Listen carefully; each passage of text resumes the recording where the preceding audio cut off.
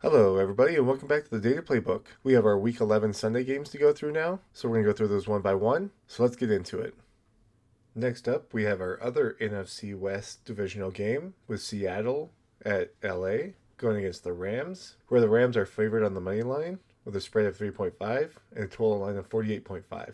Moving over to the team averages and looking at the rankings, you have Seattle pretty good offensively, top 3 in scoring overall.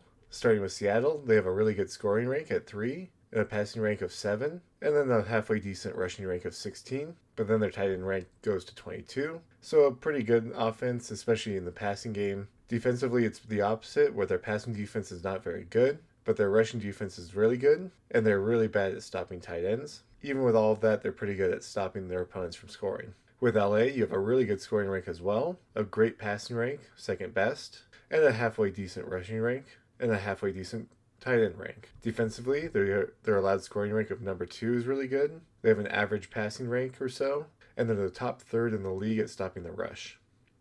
Looking at our quarterbacks, you have Sam Darnold and Matthew Stafford. Sam averages 15.8 fantasy points per game, and Matthew Stafford averages 20.9 fantasy points per game. Sam has 6 passing interceptions this season, with 3 fumbles lost due to sacks and 1 other rushing fumble. Stafford has 2 interceptions this season, with 1 fumble lost due to a sack and 1 other rushing fumble. Here's your season averages, as well as looking at their carry share. We can't really see it once again, but we can kind of estimate and see how it's kind of pretty small. So Sam Darnold's probably getting less than like 8% rushing carry share, probably even less here, about 4%, I would guess. With Stafford, maybe about 10% of the rushing carry share here, but he gets very few yards, like less than 1%.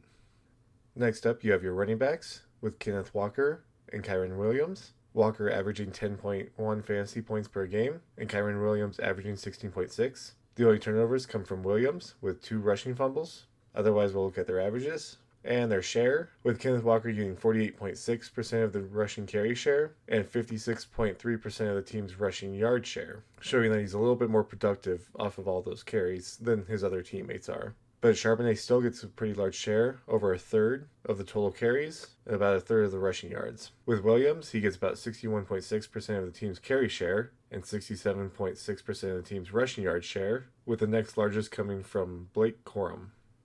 For your number 1 receivers, you have Jackson Smith-Njigba and Puka Nacua, with Jackson Smith getting 21.9 fantasy points per game and Nacua getting 22.4. The only turnover comes from Jackson, with 1 receiving fumble lost. So now let's look at their averages and their target share, with 31.8% of the targets in Seattle going to Jackson and 40.6% of the receiving yards going to Jackson. So he's very efficient on his yards per catch. That also gives him the largest share of anybody else on the team.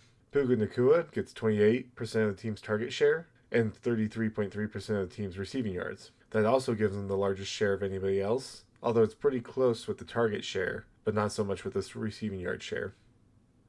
With your number 2 receivers, you have Cooper Kupp regaining in the ranks over Rashid Shaheed and Davante Adams. Cooper Kupp averages 8.3 fantasy points per game, and Davante Adams averages almost 17 fantasy points per game. There really are no turnovers other than a Cooper Kupp passing interception at one point. So let's just look at the averages and then look at the target share. With Cooper Kupp getting this decent share, we can't see it now, but that's probably about 20% for each of those, maybe a little less, 18 to 20%. And for Davante Adams, he gets 27.6% of the target share, 24.4% of the receiving yard share, which is pretty close to Puka Nacua, but not quite. But those two combined make up about half or more of the team's total receiving yards and targets.